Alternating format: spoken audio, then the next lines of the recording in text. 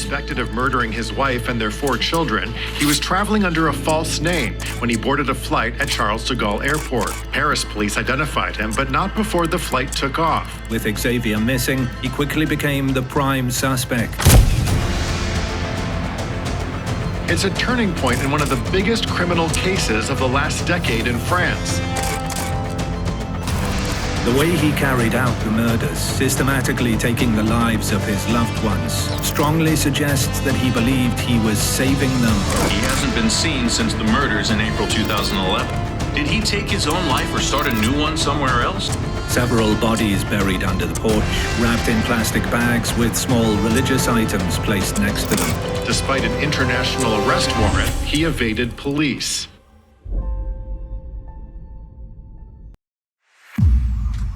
Hey True Crime Besties, welcome back to an all-new episode of Serialously.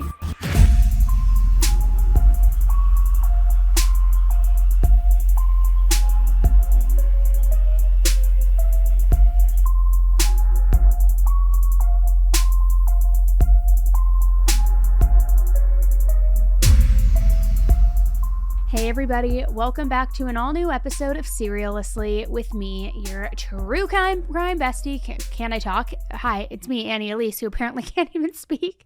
Me, your true crime bestie, Annie Elise. Wow, that was rough, guys. But it's a Monday, give me a little grace. It's a Monday. I hope you guys all had a really nice weekend. What did I do this weekend? Oh, I actually feel like I did more this weekend than I do any weekend the entire year. I had like 2 back-to-back events on, was it Saturday? Yeah, Saturday. I had a baby shower, and then I had an event for my son's school, a fundraising event, and then I decided to bed rot all day on Sunday, and I finished Paradise, which if you guys haven't watched that on Hulu, oh my God. Oh, it is so good. I think I binged it in like 2 days. And then, what was it? I don't remember if it was the second to last episode. I think it was, where if you have watched it, you know what I'm talking about, but it like is recounting the day that everything went down. I think that's even the title of the episode. It's called The Day.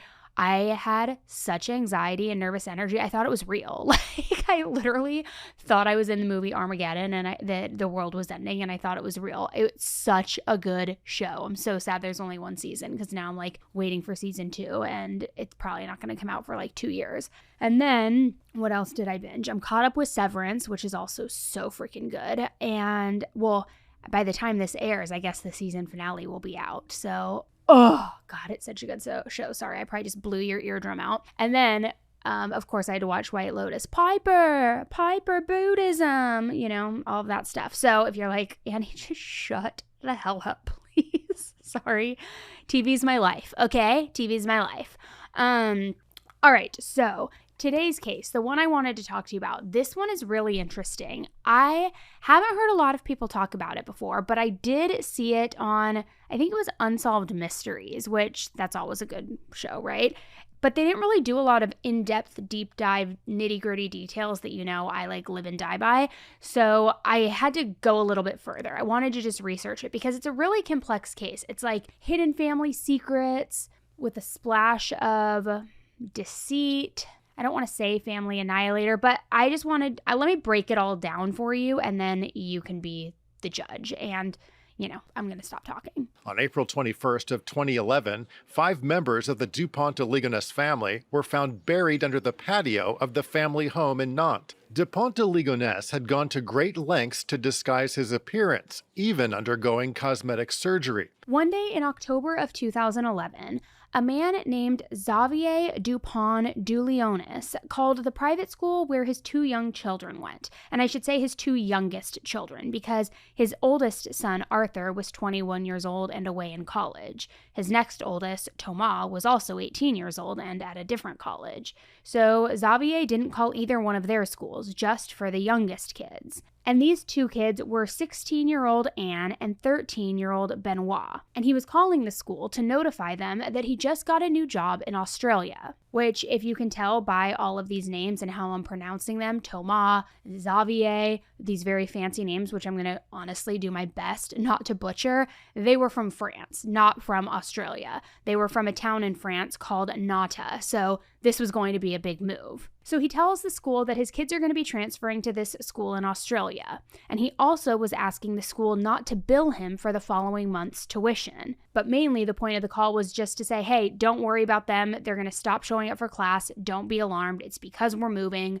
Please don't bill me. That's the situation. He was also calling some of their friends, some of their neighbors all around this same time, telling them not to worry if they didn't see his wife Agnes around either. However, he didn't tell them the same story that he told the school. It was kind of similar. He said that he and the whole rest of his family were moving out of the country, and nobody should really worry too much if they stopped hearing from all of them. But he also told his friends a whole different story with like a big secret layer on top of it. He told them that he was actually a secret agent working for the American government. Specifically, he said he worked for the DEA, which is the Drug Enforcement Agency.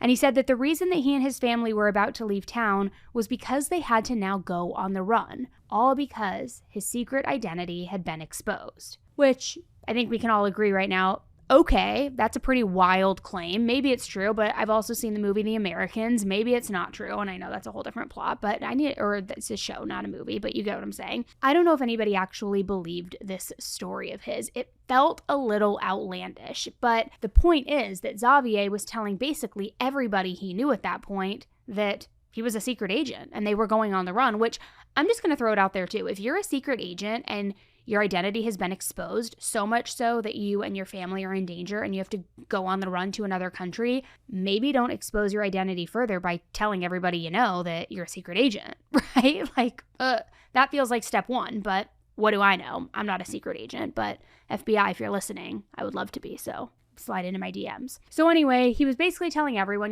before too long, you're going to stop seeing me and my family around. And sure enough, not long after that, people stopped hearing from Xavier and the others. But even though Xavier had been calling everybody and saying that this was normal and saying this is what they were to expect, some of his neighbors, not all of them, some of them who lived near his house thought that something was wrong here. Something didn't really add up. See, the city that they lived in France, it's a pretty big city. It's right on France's western coast. And even though the city was very big and very urban, it was still considered pretty safe. And it was the sort of place where you would want to go if you wanted to, say, go to a museum or see a play, something with a lot of culture. It's also pretty high income and I don't want to say like bougie, but like a little bit ritzy. And that was especially true in the exact neighborhood where Xavier and his family lived. Again, we're talking about a very wealthy street here.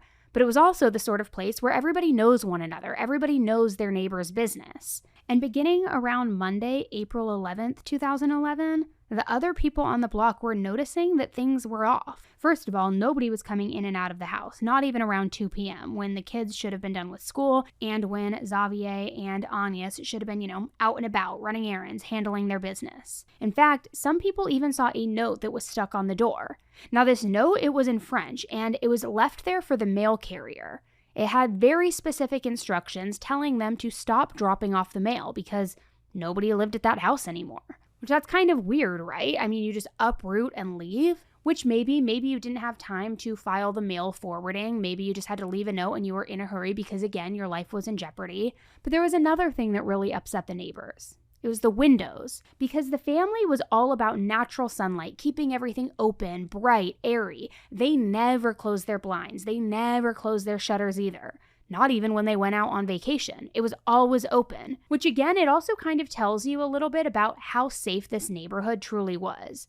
Xavier and his family weren't worried about people walking by, seeing that the house was empty, maybe trying to rob them, breaking in, something like that. It was generally safe. But the key point is that it was so weird in this situation, on this day, because now they were seeing the house all boarded up. And needless to say, everybody who knew the family was getting pretty nervous. Even with Xavier telling everybody that he was moving out of the country and he was going to be on the run and that he was going to have no time to really pack up, he was just going to have to leave with no notice without saying goodbye. They didn't sell the house. They didn't hire movers to pack their things. It was just very quick and kind of leaving quickly in the night. But even knowing that that's what they were told they should expect, they still felt nervous. They still were worried about things, especially seeing it boarded up. Not nervous enough to call the police immediately because, again, Xavier had given them a little bit of warning, but they did end up calling the police 2 days later. So some of these officers, after they were called, then came to investigate on Wednesday, April 13th.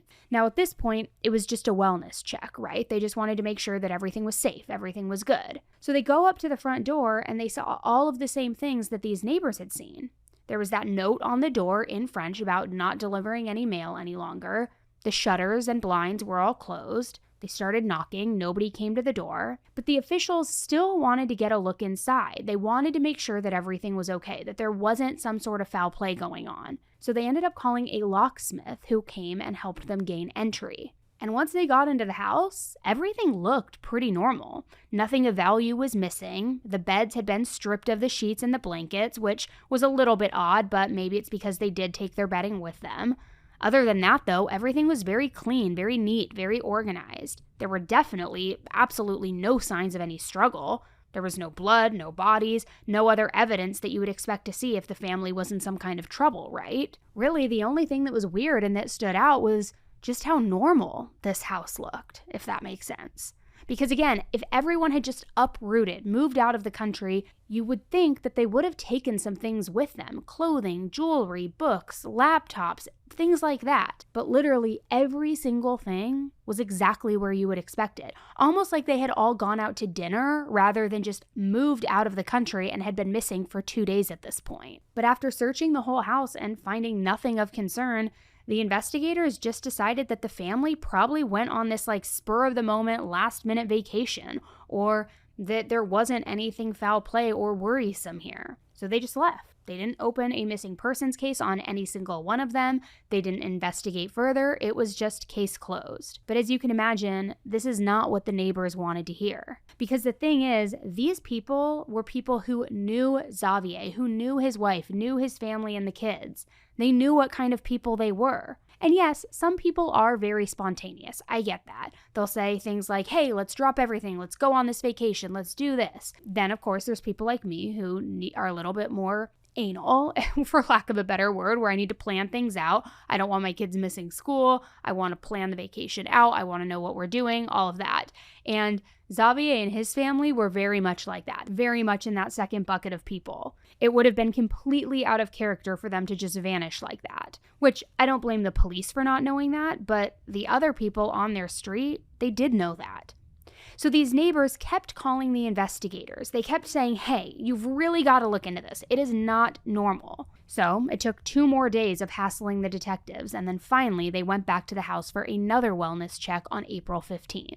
And this time, they saw pretty much the exact same evidence that they had seen that first time around. The detectives were like, look, nobody's here. Nothing of value is missing. There's no signs of forced entry, no signs of a struggle. There's no need to investigate further. So again, they left without opening up any kind of case file, which I don't really know what you do in that point. If there's no sign of anybody, you can't get a hold of them, but there's no foul play. Do you just continue to beat a dead horse and investigate nothing? I think that's kind of what you would have to do. You would have to just stop, and otherwise you're wasting resources on something that doesn't really look like there's a lead into anything or that anything's afoot, right? Well, this time around, his wife's family was also getting into the mix. They were also calling the police to complain because they hadn't heard from her or the kids in weeks.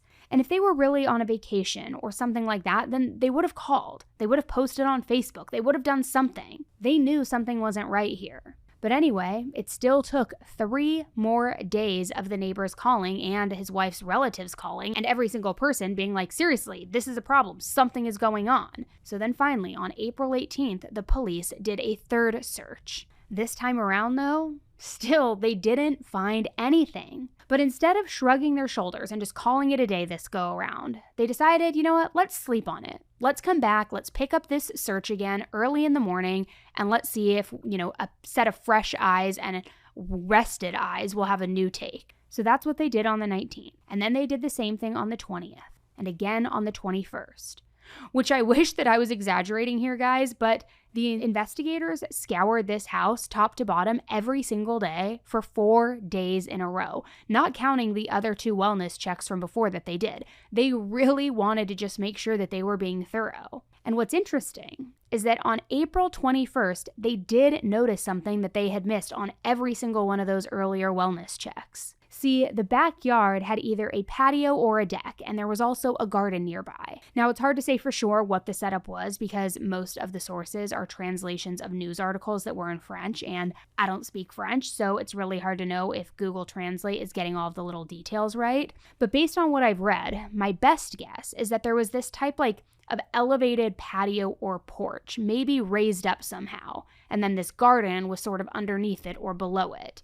And I'm assuming that only because a bunch of sources say that the police made this discovery in a garden, but then other sources say that it was underneath the porch, so I think it must be layered or stacked in some sort of way. My speculation is that both of these claims fit somehow. So anyway, the police were in this garden/porch area/patio area, and they saw something lying in the dirt, right there off to the side. And it was a human leg. So right away, they started digging through the dirt and digging around this leg, trying to see what's going on underneath it, right? And right there, where they started digging, they discovered that there were bodies buried in this backyard. Multiple bodies. It was basically a large grave that had multiple bodies inside of it. One was a middle-aged woman who was the right size and age that appeared to be his wife. The other remains belonged to two boys who were either in their late teens or their early 20s. And then there was one girl in her teens. So the odds with this seemed to be very good that they were 3 out of 4 of Xavier's children here in this grave, this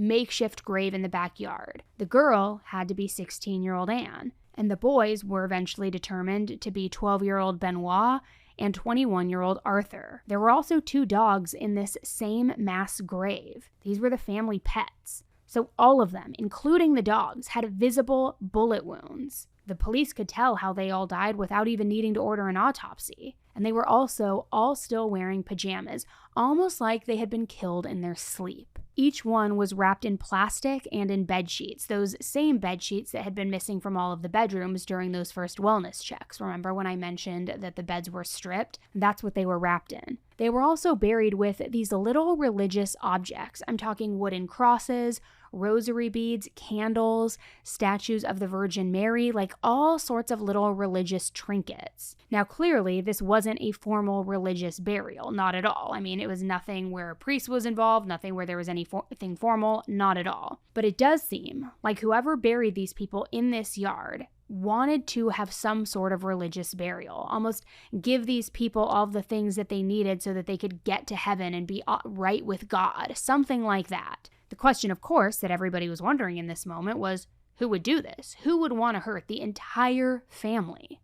Well, there were 2 bodies that were still missing from this makeshift grave, from this garden under the patio, and one of them was the second oldest son, 18-year-old Thomas. However, it didn't take the police very long to figure out what had happened to Thomas, or for them to realize that he really wasn't the one responsible here for this brutal murder, because he was also shot, wrapped in sheets and plastic, and then buried out back. It just took longer for them to find him because, for some reason or another, he wasn't buried with the rest of his family. He was in his own separate grave, still in that garden area, still in that patio kind of under the porch, but completely separated from his family. Now, with this discovery, it was pretty clear. They had not all just been recently buried, not like, say, in the past few hours or even few days.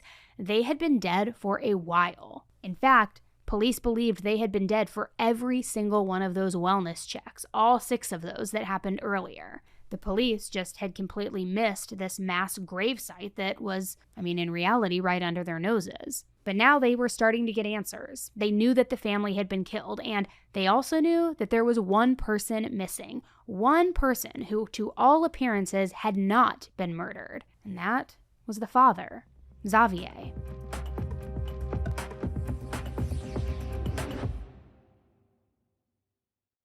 We're going to take a quick break in today's episode to hear from our first sponsor, Row Body. Now, summer is obviously approaching, and even if it's not summer, if you're ever feeling like you're thinking about getting serious with your weight loss goals, I want you to listen up, because if you want the fastest working GLP-1 for half the list price, Row has got your back. If you qualify and if you're prescribed, Row now offers FDA-approved weight loss vials for half the list price of auto-injector pens. No insurance, no saving cards needed. And this isn't just about one hormone. Roe's offering is designed to hit 2 key hunger hormones, helping curb your appetite with less nausea than some of the other options out there. And the best part is you can start the process from home, completely online. No in-person appointments, no waiting rooms, just you, your goals, and a Roe-affiliated provider to guide the way. Join over the 385,000 people who have already chosen Roe and see what's possible for you.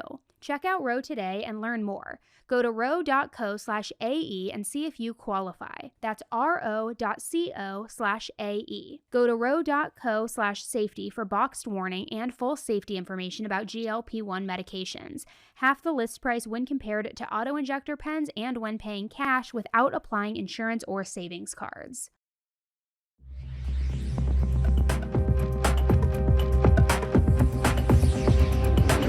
So with the state of the backyard the way that it was pretty clear to the officers right off the bat that this was a case of family annihilation, that more than likely Xavier decided to wipe out his entire family in one clean swoop, shooting all of them, including the family dogs. And I will say, statistically speaking, when cases like this happen, it is pretty common for the murderer to take their own life afterward. Not in every case. I mean, we saw with Chris Watts, we've seen with certain people that that's not the case, but we've also seen with Susan Powell's husband, or a loser murderer, not convicted, but I think he obviously killed her. He did that when he took his son's lives, took his own. There's a lot of different research studies out there about this, and the results really can vary, but it does seem like, statistically speaking, the killer taking their own life does happen around 50% of the time. But what's interesting about that is that only is the successful quote, because it's said that family annihilators at least attempt to take their own life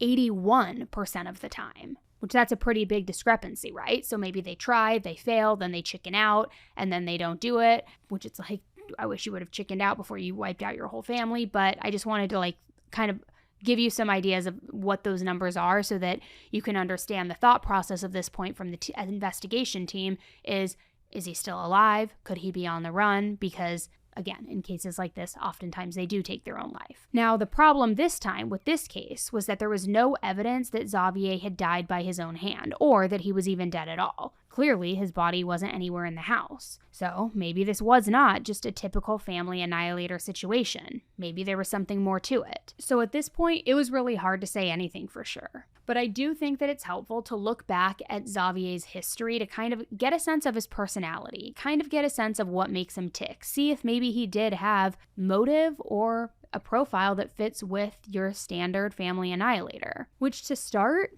it's really important to know that Xavier was a member of the nobility. He was literally a count. And I think it's worth digging into that a little bit because I think it's important to this whole story as a total. Because I'll be honest, when I first saw that he was a count, I really had no idea what that meant. I knew that it was in some sort of ranking in the royals, but I didn't really know the gravity of what it meant. The only thing I've heard is Countess Luann on Housewives. So let me just kind of break it down really quickly. In France, basically, if you're somebody from a noble family, then it's considered beneath you if you were to work, if you were to have a regular job, which is kind of a problem for a few reasons. I mean, first of all, it's like, hello, you're not above anybody else. You need to work. But then also, where does the income come from? Unless you just have endless streams of generational wealth, how is everybody just in the family who's considered royal allowed to just sit on their butt the whole time? I don't think it works the way it works with the actual royal family where, and again, I'm probably going to butcher this, but like how taxes in America would then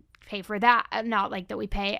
I'm going to just stop talking. I was just trying to make a similarity of how they earn income, and they earn income from a variety of ways. But anyway, my point is that if you come from a noble family, it's like looked down upon you to have a regular job. And what I did find that I thought was kind of bizarre during my research is that there are literally nonprofits out there that exist where they just take these donations and then they give that money away to these rich, noble people, also that they can keep living in luxury without having to earn any of it, which sounds totally insane. I mean, I would love to be a rich, noble person, but it sounds totally insane. But this is a big part of how Xavier was raised. He literally thought that work was beneath him. It was actually shameful or embarrassing for him to try and go get a real job. And on top of that, his family was also very religious. They went to mass all the time. They never missed it. And as soon as Xavier was old enough, he was an altar boy. He also had to wake up at 6 a.m. every single morning so that he could squeeze in morning mass before he went to school. Which there's nothing wrong with being super religious or going to church a lot, certainly not.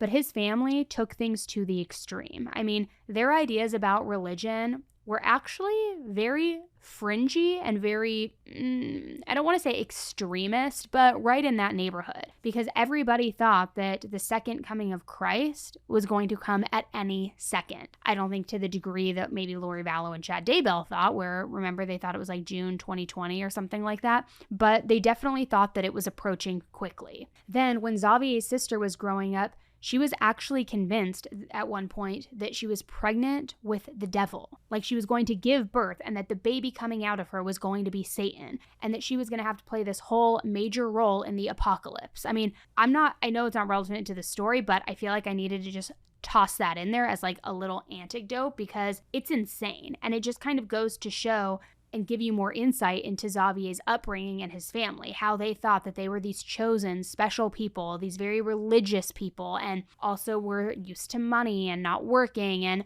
a lot of privilege, religious privilege, and actually just financial privilege. So because of the way that he was raised, Xavier thought that he didn't need to work. He came from this important family where he was entitled to all of this luxury, a good life, just because of who he was. He was the son of a count, and someday he would be a count himself, and he was going to have a great life. That is, of course, if he made it to that point, because remember, any day now, Jesus might come back and sweep him off to heaven, and I'm not saying that to be lighthearted or sarcastic and joke, that is what he truly believed. But that didn't happen. None of it. He didn't go to heaven in the apocalypse. He didn't have an easy life in the lap of luxury either. Instead, in 1979, Xavier's father just up and walked out on his entire family. Xavier was only 18 years old, and his dad was kind of like, look, I don't want to raise you anymore. I don't want to be your mother's husband anymore, so for those reasons, I'm out. And then he took off to Africa. And this meant that even though he was, yes, technically an adult, but I will say barely an adult himself, Xavier was now the man of the house. And the reason I say that is because his family was very big on traditional old-fashioned ideas like that, like having the man of the house. So Xavier being the man of the house was a very big deal. It was something that he took very seriously.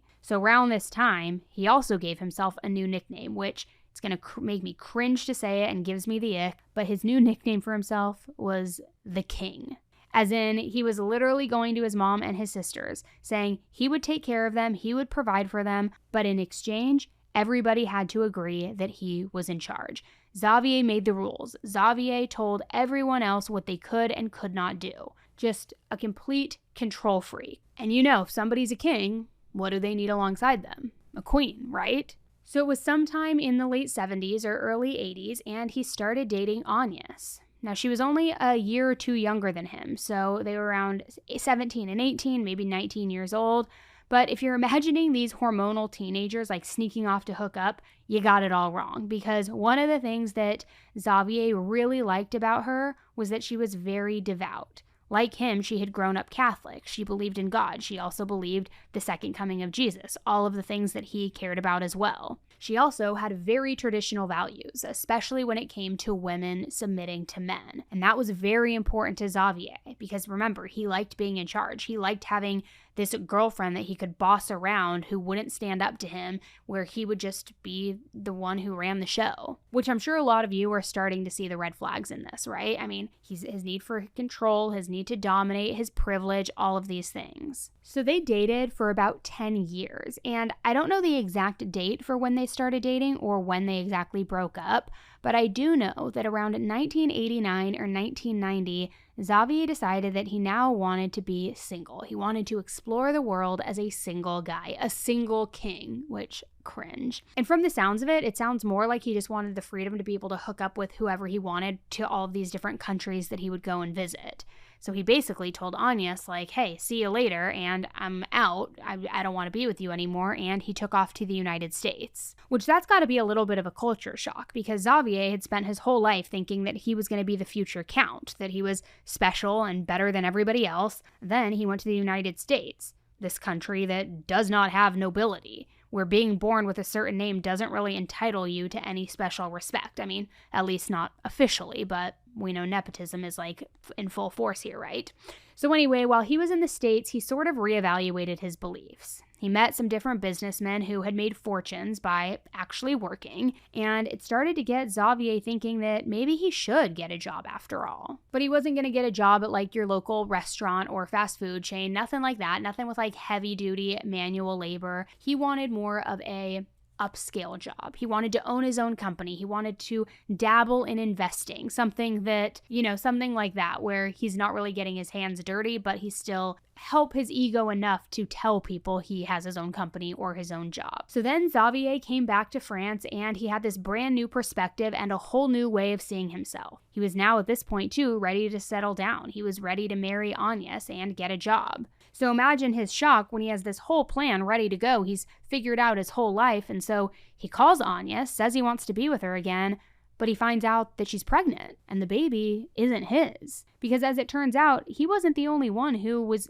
sleeping around and hanging out with people during their time apart. And I'll be honest, I'm not really sure who the father was. I don't know if it was a one-night stand, if it was somebody that she briefly dated, then broke up with. But the point now was that this father was out of the picture. And she was also just a couple of months away from being a single mom. But I have to say, that in and of itself was incredibly taboo, especially among the French nobility. Because remember, this was still like 1989, 1990. So having a baby while she wasn't married was the sort of thing that could have ruined her reputation forever. Except Xavier didn't want to see that happen to her. He loved her, and he felt like she deserved to have a happy life. He still wanted to be with her. So they got back together. And that's when baby Arthur was born. Baby Arthur was born in 1990. And for 2 years, they continued dating. He acted like a stepfather. And then after those 2 years, the two of them got married. And after that, they went on to have 3 more children together: Thomas, Anne, and Benoit. So by 1995, Xavier had all the things that he felt he was supposed to have: the wife, the kids.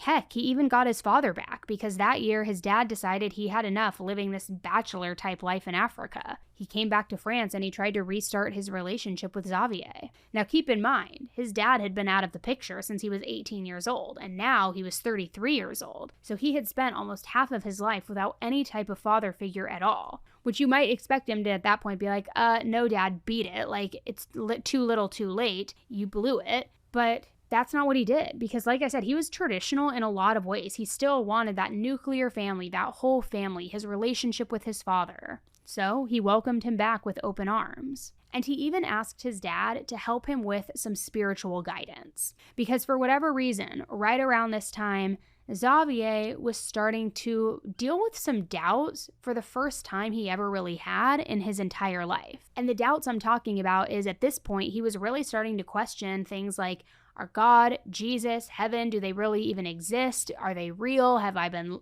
taught something fictional my whole life? Just really in crisis, trying to make heads or tails of it. And it's always tough to reevaluate your beliefs, right? And Xavier was really struggling, so he probably appreciated having his dad around to help him through it. But it's also worth noting that in addition to this spiritual midlife crisis that he was undergoing, he was also having an affair at this point. And this caused a lot of strain in his marriage. It was not a good situation. And there was one other really big problem in his life, and it's one that I hinted at earlier. See, Xavier still didn't think that he needed to work to earn a paycheck, but it was of course super important to him to keep up appearances. He wanted to still look super flashy, super wealthy and rich. And ever since that trip to the United States, he had actually gotten a few jobs here and there, but they were all high-profile white-collar jobs, the sort of jobs that he thought he was entitled to because of his family name. But they were also jobs that he wasn't even remotely qualified to do, because Xavier was not willing to start from the bottom and work his way up, just learning as he went. He wanted success to be handed to him right away. So by 1995, he was a failed salesman, a failed advertiser. He He was bringing in an income of about 4,000 euros a year, which if you adjust that for inflation and convert it to US dollars, that's about an annual salary of $7,500 per year. And in the meantime, he was still buying expensive cars, designer clothing. He sent his kids to a private school. He rented a big fancy house in the city. So even though he was only making 4,000 euro a year, he was spending 10,000 euro every single month. And again, in today's dollars, that's about $19,000 a month. I mean, I think we can all agree the math for sure doesn't math, right? But from the sounds of things, he wasn't really worried about any of it. He wasn't thinking about how he was going to have to pay off these debts in the future. He was just spending, just living irresponsibly, just going from moment to moment. And from what I can tell, I think part of it was also that he did not think that he would have any trouble paying it off when the time came, because his father's health was getting worse by the day. It's not like he wanted his father dead or anything like that, but I think he knew that once his dad passed, that he would inherit the title of count, and he would also inherit all of the family's wealth. So he just needed to hang on a little longer, then all of his money problems would go away. And maybe this is why he allowed his dad back into his life with open arms. Maybe it wasn't just the traditional values and wanting his dad to be there. Maybe it was because he knew that with his dad there, he would be able to kind of just step into his shoes whenever his dad got old enough and passed away.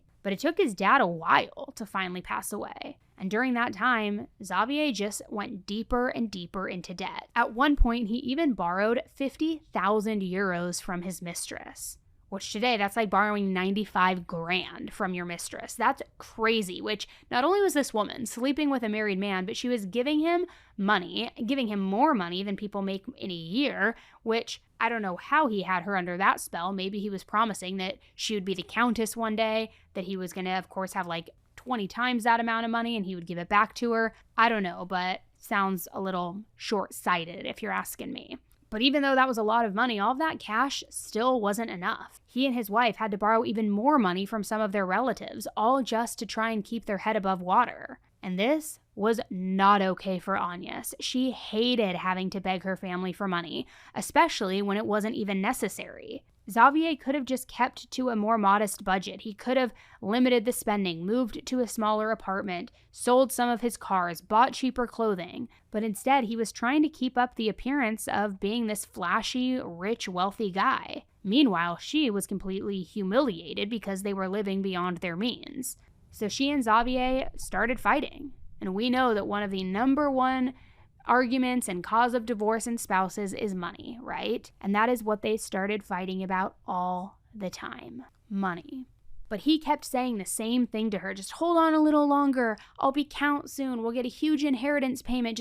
It'll come any day now. Just hang tight. Bear with me. And sure enough, on January 20th, 2011, his father did end up passing away. And Xavier had to spend the next 11 days notifying friends, family members, close family members, before he then finally publicly announced his father's death that February. Now, of course, anytime you lose a family member, you need time to grieve. You need time to process it. You need to deal with all of your emotions. But on top of all of that, Xavier also had to go through his father's will. He had to go through his bank accounts. He had to get all of the logistics settled. Because remember, one of his main goals, if not his only goal, arguably, was that he needed that inheritance. So imagine his shock when he went through all of his father's stuff, all the bank accounts, all of the wills, all the documents, everything, and he realized his family was broke.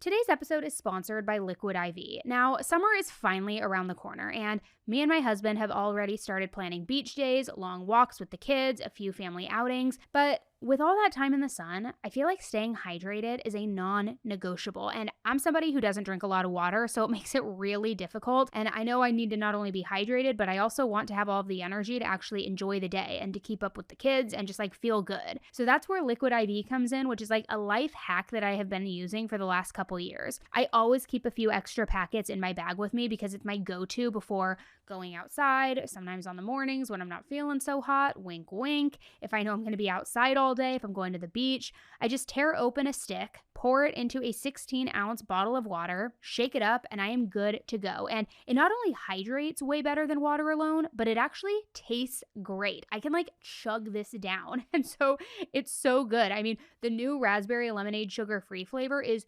so refreshing. It's honestly, it just makes it so much easier for me, and I'm all about making my life easier. It's powered by Live Hydroscience with the perfect ratio of electrolytes and with nutrients so that it gives your body what it actually needs. Just one stick, that's it, and for me, I can feel the difference in it. Like I said, even on some of the mornings when I'm feeling I need some electrolytes, again, if you know what I'm saying, one stick and I feel it. So break the mold and your own ritual. Just one stick and 16 ounces of water hydrates better than water alone. Get ready for summer with extraordinary hydration from Liquid IV. Get 20% off your first order of Liquid IV when you go to liquidiv.com and use code AE at checkout. That's 20% off your first order with code AE at liquidiv.com.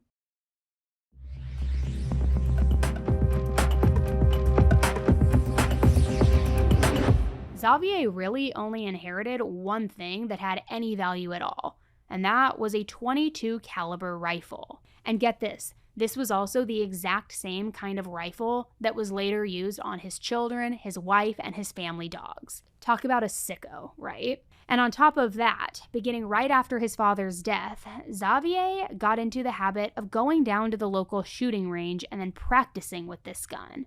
And it didn't take very long for him to get really good at it. That's how often he went. Sometimes he even took his sons with him. So he would go back and forth to this shooting range, and on at least one occasion, he even asked the shooting instructor, hey, what about if I tried to shoot with a silencer?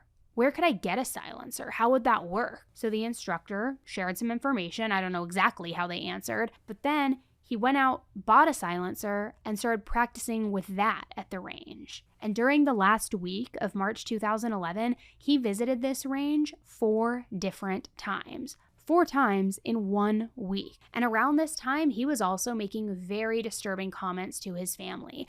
At one point, he even said to his wife, Agnes, quote, all of us dying in a mass would not be the worst thing for us. I'm sorry, who talks like that? What do you mean that wouldn't be the worst thing? That would quite literally be the worst thing. Now, I understand his wife is dead, so you might be wondering, okay, how do we even know that he said that to her? But it's because she went online with this information. She went to a message board asking these strangers on the internet for advice, saying, hey, my husband's been saying this to me, what do I do? Now, sadly, because of the outcome and what happened, she never really got the advice that she needed. Now, we don't know the exact date of when his family was murdered. We can only make an educated guess based on when they were last seen alive and how badly decomposed their bodies were when they were found. But based on what we do know, it sounds like Xavier's 4 final visits to that shooting range all happened right before the murders. On April 3rd, everybody was still alive, and we know that because a bunch of them went to Sunday Mass together. Meanwhile, Xavier stayed home. His 2 oldest sons, Thomas and Arthur, were away at college, as I mentioned at the beginning of this episode,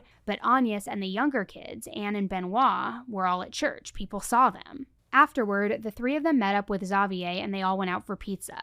Sometime during the day, Arthur and Thomas came over as well, and the whole family was together until about 5 p.m. Then, Xavier went and met up with a friend to go run some errands. Thomas also had some other commitments that evening, so he told everybody goodbye, he left, and he went back to campus. Xavier got home within the next hour, and he went out to dinner with everybody except Thomas, who was already gone by that point, heading back to campus. And later, witnesses from that restaurant said that the family just seemed unusually happy. They were laughing, they were drinking, they were having a great time. They even spent a few hours at this restaurant. They didn't get home until 10 p.m. And then, at around 10:30 p.m., Xavier called his sister Christine. Now, once again, he sounded like he was in a really good mood. I mean, nothing about this conversation set off any sort of alarm bells for Christine. But there was one thing that stood out to her as odd. Not a red flag, just a little bit off. Because when it was time to hang up, Xavier said that he had to go put his children to bed. But his youngest son, Benoit, was 13 years old, and Anne was 16 years old. Arthur was a grown adult, 21 years old, so none of them were little kids or little enough to need to be put to bed, right? So in Christine's mind, she was like, okay, that kind of sounds weird. She didn't think that her brother was actually literally putting his teenage and adult children to sleep, but she thought, okay, maybe he's just going to be sweet with them, say goodnight to them, and that's what he means. So it stood out a little bit, but not any way to make anything of it. So she just said goodnight and hung up and didn't think twice about it. But as for what happened after all of that, it's really anybody's guess. We know that sometime between that night, the 3rd and the 21st, when the bodies were found, that someone shot each member of the family twice in the head, ultimately killing them. They also were able to find out that Agnes slept with a special sleep apnea machine, something that helped her breathe during her sleep, and the machine was abruptly shut off at 3 a.m. on the morning of the 4th. She also usually took sleeping pills to help her sleep, but when her autopsy came back and the tox report, it didn't show that there were any drugs in her system. However, the 4 children had all been dosed with her prescription, with their mother's sleeping pills. So based on all of that, the police had a rough theory about how things played out that night. Their theory was that Xavier must have drugged Arthur, Benoit, and Anne, which I don't know why he would give the pills to his kids and not his wife, especially because she's the one who usually took them. But again, that's what the autopsy said. So they believe that he drugged all of his children. Then, once everybody was asleep in their beds, he allegedly walked through the house and shot them one by one. They think that he probably started with Agnes because she was the one who was sober enough and not under the sleeping pills enough to where she would wake up if she heard the gunshots. So they think that he probably shot her around 3 a.m., which is right when that sleep machine was turned off. Then they think that he went next and murdered his 2 sons and his daughter. By the next morning, only 2 family members were still alive, Xavier and Thomas, which Thomas, remember, was safe and sound back on campus. And he was still alive that evening, the night of the 4th, because, in fact, that's when his father called him and said he had to see him in person. He had to get to him right away. Supposedly, according to Xavier, his wife and Thomas' mother had been in a terrible bicycle accident. She was in the hospital, so Thomas needed to leave school right away. And of course, Thomas wanted to be there for his mom, but instead of rushing back to the city, rushing to the hospital, or rushing to the family's home, he ended up meeting up with his dad somewhere that was close to campus. They actually went out to dinner together at a very expensive restaurant. And I wish that I knew more about what Thomas and Xavier said to each other during that dinner, because I would have to imagine that Thomas was probably very worried about his mom. He probably wanted to get to the hospital and make sure that she was okay. And I can't imagine what Xavier could have said or done to convince him that, eating this fancy meal at this fancy restaurant was a better move than going and visiting the mom, but for whatever reason, that's what they did. But according to the waiters at the restaurant, they spent almost the entire dinner in this very, very tense silence. Every time someone would come over and check on them to see if they were ready to order, to get something new, to refill their drink, they'd be very polite, very proper, but it seemed like the 2 of them just wanted nothing to do with one another. Meanwhile, his dad ordered a very expensive meal and a bottle of wine. Thomas ordered something cheaper, and he ordered a tomato juice. And when the waiters asked if he wanted anything else, Thomas just said no, he wasn't feeling well. So I don't know if maybe in that moment he knew that something wasn't right and his gut was telling him something, but there was definitely some sort of friction at that restaurant, which I would love to know what was going on. We also know that Thomas was still alive the following day, the day of the 5th, because he was seen out and about. He was running errands. He was around town near campus. But unfortunately, that was the last time that he was ever seen. Now, your guess is as good as mine as to how he ended up back in the family city, in the family home, drugged, shot in the head, and then buried in the same garden as the rest of his family. I don't know how that happened.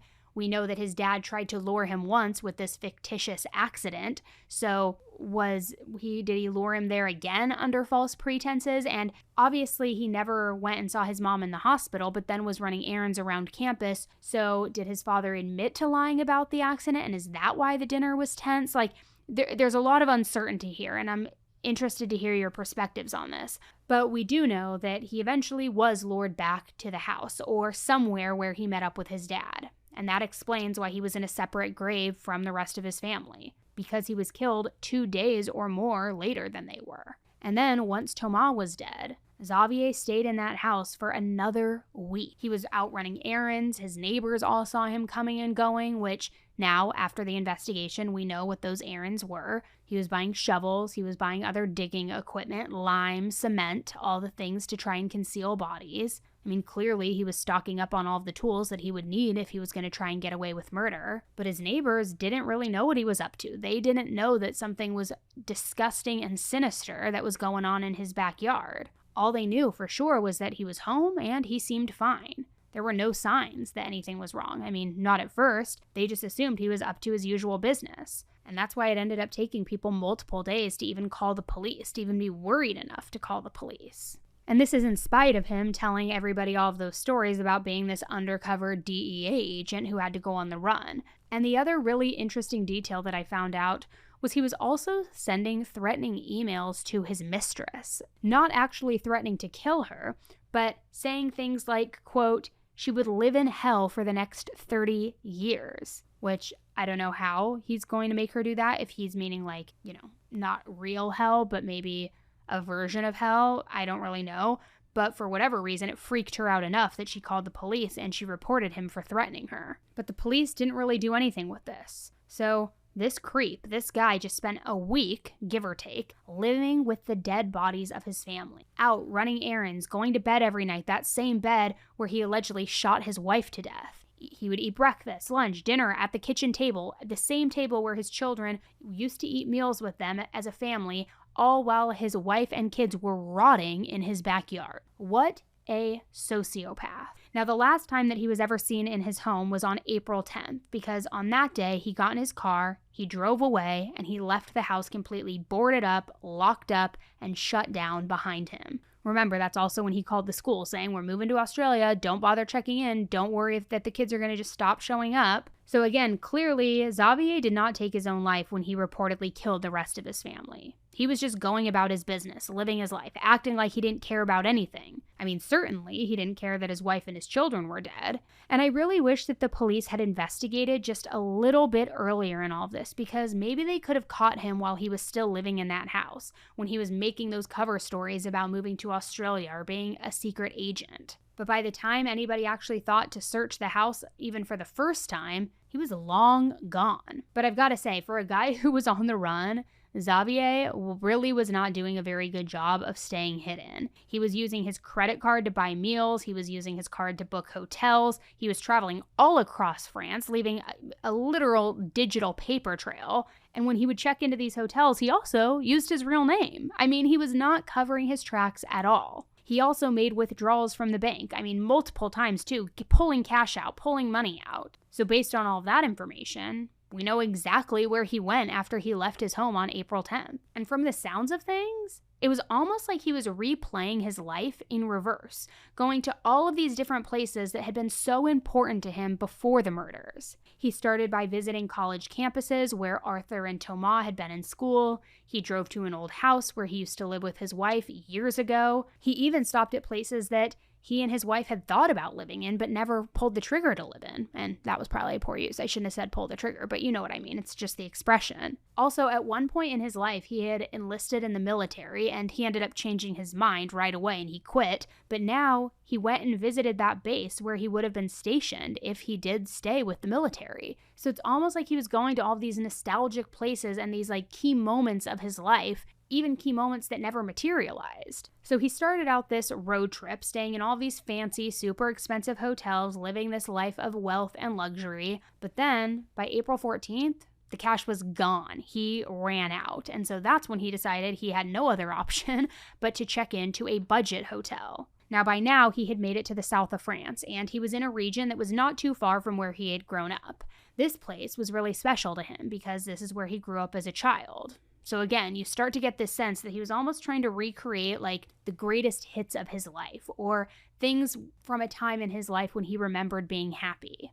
And the last time that he was ever seen, he was walking away from that very cheap hotel that he had been staying in. Now this was on the 15th when he was seen walking away. He showed up on the security camera with a backpack and with something long and thin strapped to his back. The CCTV footage was too grainy for anybody to say with 100% certainty what the long, thin thing was, but of course, a lot of people believe it was the .22 caliber rifle that he reportedly used to kill his family, the one that he had inherited from his father. And then, in a very creepy way, he turned and he looked right at the camera lens. One French newspaper described his expression as indecipherable. But I gotta say, it takes some serious balls to look right at the camera like that when you're on the run and you're trying to get away with murder. Even if none of the authorities even know that a murder had happened at this point, it's almost like he still is like cocky and looking at the camera, just like, it gives me the chills, honestly, thinking about it, just looking at the lens dead in the eye, again, sorry, probably a bad expression, and like, kind of like, come and get me, like, you, come and get me. It irks me. And then after that, he just disappeared, completely disappeared. That was the last verified sighting of him ever. Which with that, I just want to mention that statistic that I had brought up earlier about family annihilators usually taking their own life. He was walking off into a remote area. He most likely had a gun literally attached to his back. So was that what he was planning to do, to go take his own life? Or was the gun for protection against authorities when they caught up to him? I don't really know. But the working theory was that he had gone off to take his own life, and that's what the police were thinking, especially once they realized what had happened to the family. They even sent search teams to the areas all around the hotel. I mean, they were looking everywhere for Xavier or for his remains. And it took a while, but they eventually did find a body. Now, this was now in 2013, so 2 years after Xavier's disappearance. Of course, after being out in the elements for so long, these remains were very badly decomposed, so much so that the officials could not confirm, at least right away, if this really was in fact Xavier. But still, they felt like they could finally close the case, finally rule him dead, and announce that they had solved this mass family murder. Which kind of feels a little premature. I mean, maybe you want to identify the remains first before you announce something like that, especially because when the coroner took a closer look at these remains, they determined they did not belong to Xavier. So the hunt for him, it was still on. Flash forward another 2 years to 2015, and now a hiker was on a remote trail in the woods, not very far from where Xavier disappeared. And that hiker found not only a deceased adult man, but a whole camp, almost like somebody had been living in the woods and then died there. The campsite had a sleeping bag, a pair of glasses that looked exactly like the ones that he used to wear. It also was like chock full of camping gear, and there was also a wallet that was near the body. Now, unfortunately, the hiker couldn't find any ID inside this wallet, so they couldn't say for sure if this belonged to Xavier or not, but all of the money inside the wallet was at least 4 years old. None of it had been printed since 2011. So this was a really good sign.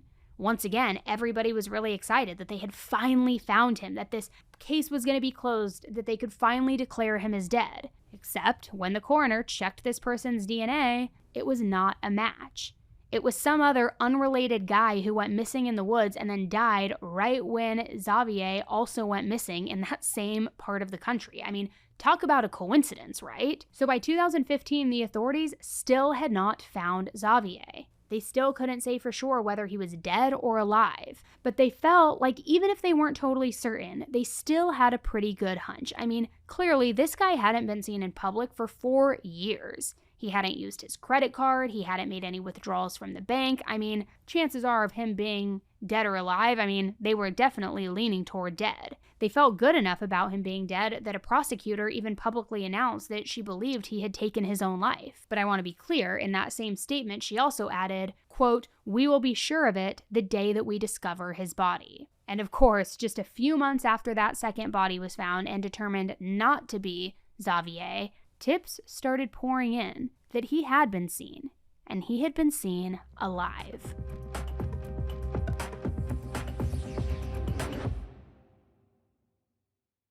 Do you guys say data or data? I feel like I go back and forth, but lately I've been saying data. I say it because for the longest time, I felt like I was paying a fortune on my monthly data plan and that was just the way that it had to be, that I didn't have any other option. That is until, of course, today's sponsor, Mint Mobile, reached out to me for the first time a few months back because their premium wireless plans start at just $15 a month.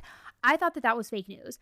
I used to be with a company that is bright yellow, starts with an S, I'm not going to say who, but I decided to kind of like call Mint Mobile out on this, and I called in to see, and it is real. Compared to my old provider, Mint Mobile is just a total game changer. I mean, I switched and the coverage is just as good, if not better. I'm saving so much more every single month. I have no more ridiculous bills, no more surprise charges, and the switch was so easy too. It literally took me just a couple minutes on the phone. It was so easy, and I got to keep my phone number, which makes my life a million times easier because I would never want to change my phone number. So say bye-bye to your overpriced wireless plans, jaw-dropping monthly bills, and unexpected overages. Mint Mobile is here to rescue you like they rescued me. Every plan comes with high-speed data and unlimited talk and text, and it's all on the nation's largest 5G network. And the best part is you can keep your phone number, all your contacts. I mean, I'm telling you, zero hassle. I don't do red tape, and I'm telling you, this was no red tape. So if you're ready to ditch overpriced wireless, head over to mintmobile.com and get 3 months of premium wireless for just $15 a month. Seriously, why pay more? And no matter how you say it, data, potato, patata, don't overpay for it. Shop data plans at mintmobile.com/AE. That's mintmobile.com/AE. Upfront payment of $45 for 3-month 5GB plan required, equivalent to $15 a month. New customer offer for first 3 months only. Then full price plan options available. Taxes and fees extra. See Mint Mobile for details.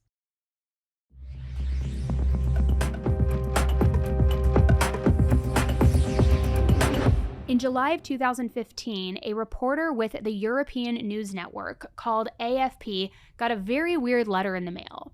It had a photograph in it, and it was of a middle-aged white man sitting at a table with 2 other younger men.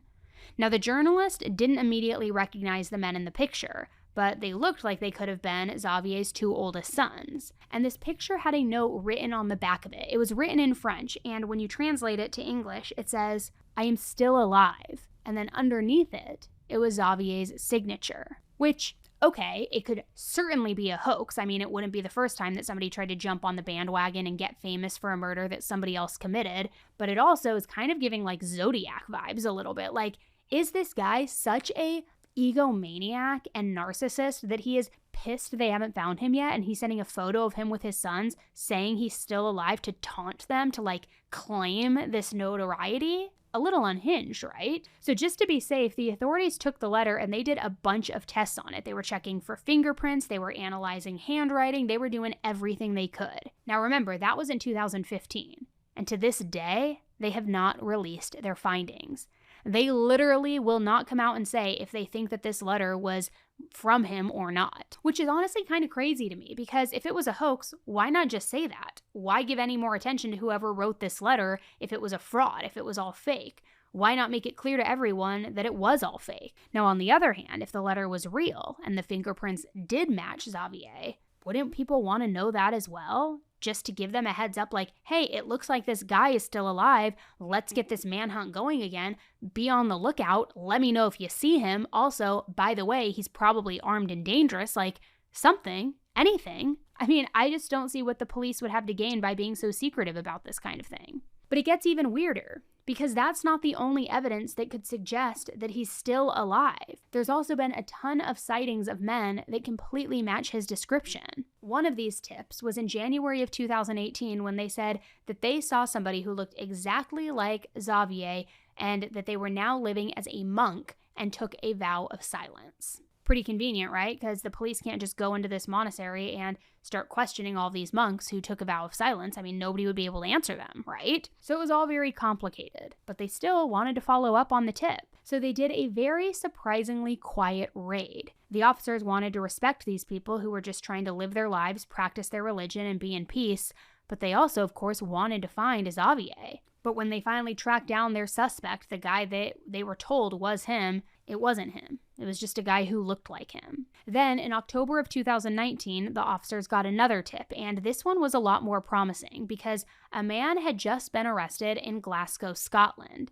He had flown there from Paris, and the authorities realized that he was using fake identity papers. According to some early reports, when the Scottish police fingerprinted this guy, trying to figure out who he was, his prints were an exact match for Xavier's. Suspected of murdering his wife and their 4 children, he was traveling under a false name when he boarded a flight at Charles de Gaulle Airport. Paris police identified him, but not before the flight took off. so they warned Interpol, and police in Glasgow were waiting for him when the flight landed. Dupont de Ligonnès had gone to great lengths to disguise his appearance, even undergoing cosmetic surgery.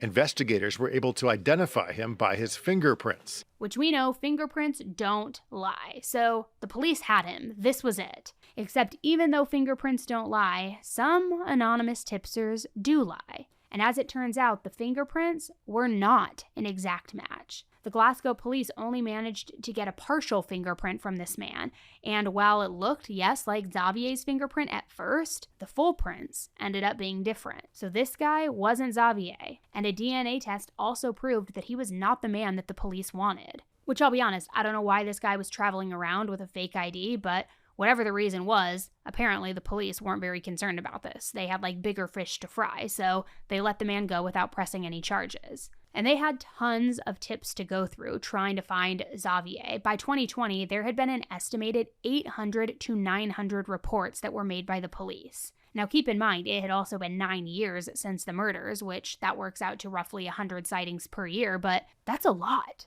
That is a lot, especially for somebody who might actually be dead. And then things got even crazier after July 1st, 2020, because that's when Netflix released the very first season of their reboot of Unsolved Mysteries. And one of their episodes was all about Xavier and the murder of his family. I mean, before that point, yes, he had been very famous in France. It was a very famous case over there. Everybody knew about it, but it hadn't been really famous to the rest of the world. So Unsolved Mysteries really did raise awareness, and it got people thinking about Xavier and starting to look for him, starting to kind of keep their eyes peeled. And sure enough, the tips started pouring in.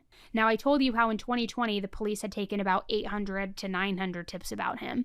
Well, by 2024, that number skyrocketed to over 1,700. And on April 8th of that year, one of those tips was credible enough for the police to actually act on it. So they traveled to the east of France so that they could talk to a suspect who could have been Xavier. He was, in fact, living as a monk in a convent. Which you might be thinking, Annie, you already talked about the monk situation, move on already. But that was a different raid. That was a different monastery, which I gotta say, it's kind of wild that all these people kept thinking that he could have taken off to become a monk because he was so religious in his life, and apparently that tracks. So anyway, this time around, the convent was supposed to be for female nuns, not male monks like what Xavier might have been trying to pass him off as. But what's interesting is it was a convent that specifically specialized in women with criminal records, women who had broken the law. They did their time, but then afterward they felt like they needed to still pay their debt to society, so they took their vows, they wanted to get a second chance, make things right. So given that background, some of the officers wondered if this convent might be willing to help Xavier hide out.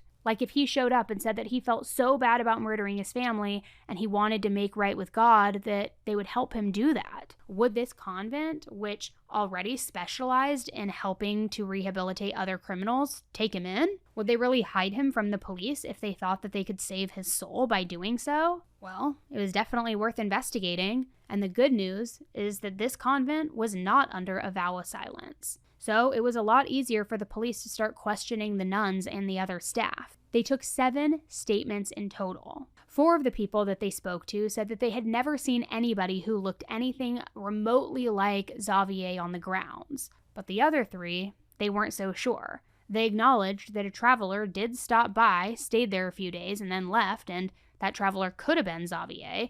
There was a little bit of a resemblance.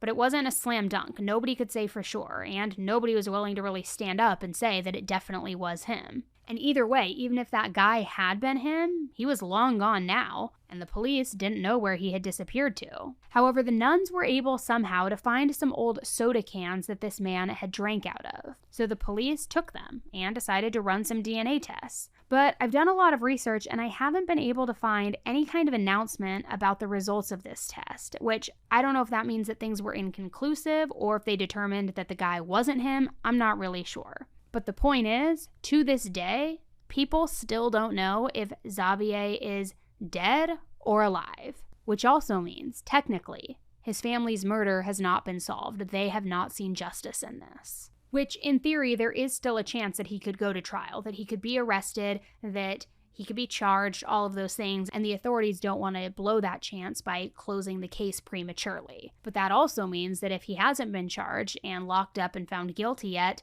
that there is still a possibility that he didn't do it. I don't think that's likely, but hey, innocent until proven guilty, right?